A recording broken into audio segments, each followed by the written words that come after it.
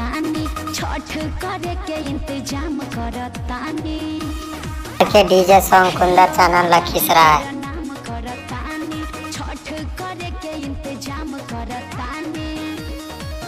रउआ हाली से टिकट कटानी। कैसे के घरे हम आही सजनिया हो, काहे जी? हिलत नहीं खेरी चरबे सन बड़ी तुहुल बाटे समझ हमार सिचुएशन सिट फूल बाटे हिलत नहीं खेरी चरबे सन। हम कुछ नहीं की जाना।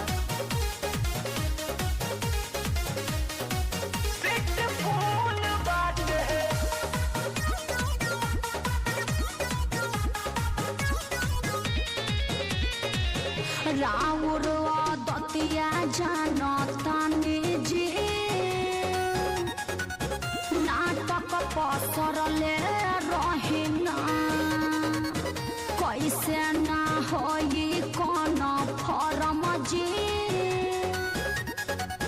झूठो भाषण झरले रहिना। प्लीज आ जाई ना।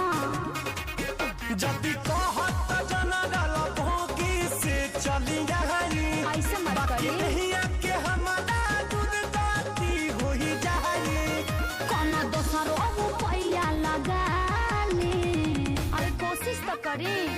कैसे के घरे हम आही सजनिया हो, मिलत नहीं खेरी चरबे सन बड़ी तुहुल बाटे समझ हमार सिचुएशन सिट फूल बाटे मिलत नहीं खेरी चरबे सन। अब कैसे होई?